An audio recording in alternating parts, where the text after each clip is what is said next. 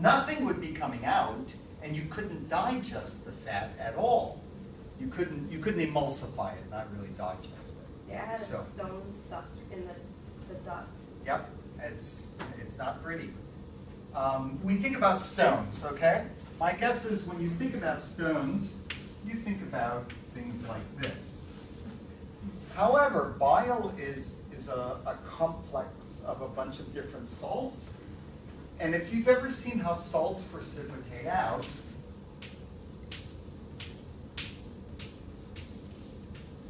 they're more like that. Okay, the bile duct is a very small duct, and as you build up stones in the duct and the gallbladder goes to contract, all of these spires are sticking into you. So it's pretty ugly. Yes. What else about that? I don't know.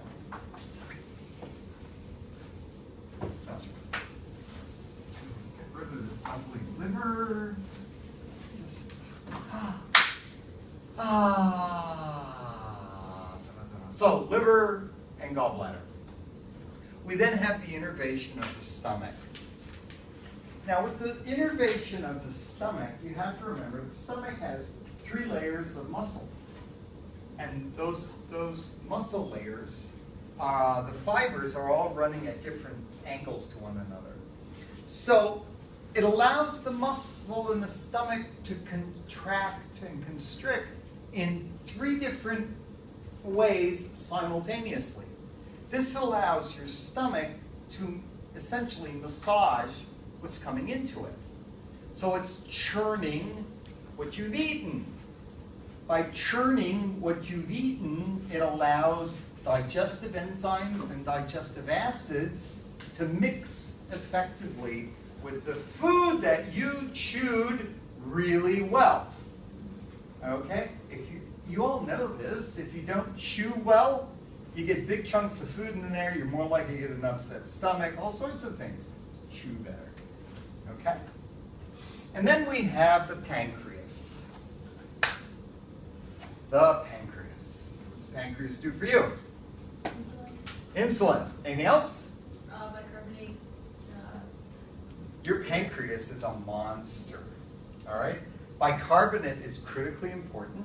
Insulin, all sorts of proteases to break down protein, lipases to actually help metabolize lipids, nucleases to break down DNA and RNA. So typically, if you've eaten a meal, rest and digest, this is going to become active to help release insulin so that you can metabolize glucose. It's going to release proteases to metabolize protein, etc. We then have a wide variety of innervations of the small intestine. This is really the small intestine in general. The ascending and transverse in the upper portion of the descending colon. If you've eaten a meal, you have to now start working at extracting the nutrients. And that's what's going to happen here. The vagus. Okay? If I give you an organ in the parasympathetic, you should be able to tell me what nerve innervates it. Okay? Fortunately, most everything is the vagus. Which means if you forget and it's not in your head, vagus is a really good answer. Now we have the splanchnic nerves coming out. Yes, this inferior hypogastric. Hypo, below, gastric, your digestive system. So this is kind of below everything here. It's going to innervate the sigmoid colon and the rectum. These become really important, okay? These are involved with pooping. We don't want to screw that one up, all right?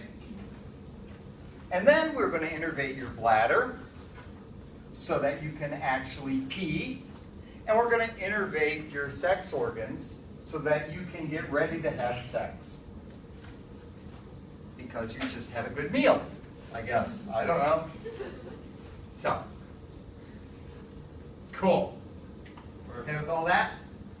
If I asked you to, tell me an organ and the innervation, you should be able to tell me. If I say, what plexus is involved with that, you should be able to tell me. If there is a ganglion involved with that that has a name, you should be able to tell me. Cool? All right. Well, the sympathetic system is just like the parasympathetic, except it is wacky because of the chain ganglion. All right? We have the chain ganglion, each individual ganglion, the whole chain of ganglia, running adjacent to the vertebral column. So unlike the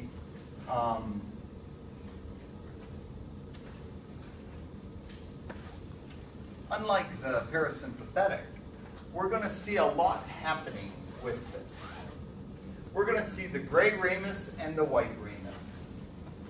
You should be able to easily tell me whether the gray ramus or white ramus has a preganglionic or a postganglionic axon running through it. Rami have axons. That's it. There will never be a synapse in a ramus. As I say that, I hope I haven't forgotten something.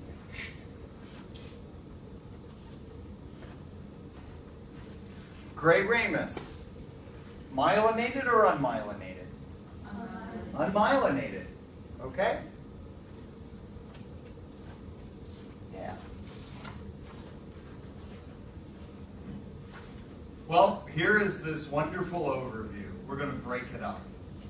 Now, for the sympathetic, all of the roots are coming off the spinal cord, T1 through L2. So if I were to ask you how many nerve roots are involved, could you answer that question?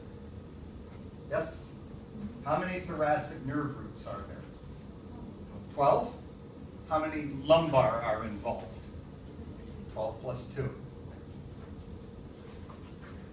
But as it turns out, there are more than 14 ganglia. Some of them are going to be superior to these nerve roots, and some are going to be inferior. The top 3 are typically named superior, the middle, and the inferior cervical ganglia. So these would correspond to cervical nerve roots if they were there, which they are not. Are we okay with that? So, in general, T1, 2, 3 are going to come off, and ACE and T4 to a lesser extent, and are going to ascend and descend. And synapse, 1, 2, 3, and then 1, 2, 3. This one would be equivalent to T1, this one would be equivalent to T2, this one equivalent to T3. Are we okay? Do you follow me there? All right. This superior cervical ganglion, we're going to see a lot coming from there. We are going to innervate the nasal mucosa, the lacrimal gland, and the eye. A lot happening. We are going to innervate the skin, erector pili muscles, and sweat glands. Once again, erector pili muscles, muscle tissue. Sweat glands, glandular tissue. That's all straightforward. and we are going to innervate the salivary glands. It's only showing you the parotid there, but it's all of them. Then, once again, this superior cervical ganglion is going to contribute to the cardiopulmonary plexus that is going to be involved with the heart and lungs. That superior is a monster.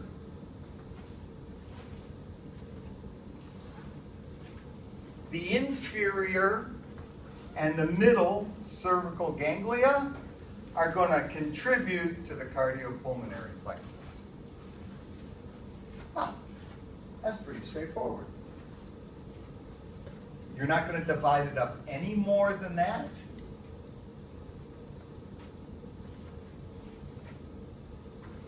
Then coming up from the first three thoracic ganglia in the sympathetic chain, it's also contributing to the cardiopulmonary plexus. But notice the synapses for all of these are in the chain.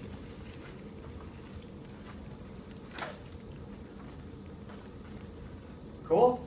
So there are three ganglia in there, super, middle, and inferior. Super, middle, and inferior cervical ganglion. And then these are the equivalent of T1, T2, T3. These are sitting right next to the nerve roots. We're gonna look at another view in a little bit of hope. Okay? So, I could ask you the heart and lungs. They're innervated by nerves from the cardiac or the cardiopulmonary plexus. What contributes to the cardiopulmonary plexus? Well, nerve roots from everything in here. Superior, the middle, and the inferior. Cervical, T1, 2, and 3. Bang. We okay? This blows it up enough for you that you should be able to see that without any problem. What I might suggest you do is, just draw, or at least draw in a line here, separating the cervical from the thoracic. I think it'll just help clarify that for you. All right, let's keep going. Now, we're at roughly T4 here. Coming on down. 4, 5, 6, 7, 8, 9, 10, 11, 12, no. 4, 5, 6, 7, 8, 9, 10, 11. I think I have one cut right in half here, because this is L1 and L2 right here. Okay, so you could count from the bottom up. We have a number of ganglia within here. We have 3 mesenteric ganglion, the superior, the middle, and the inferior. And we have the celiac ganglion. Celiac refers to your digestive system once again. But specifically, it's referring to the liver region. So, we have the synapse within here, liver and gallbladder. We have the synapse within here, stomach. We have the synapse within here, spleen. Spleen. What does spleen do for you?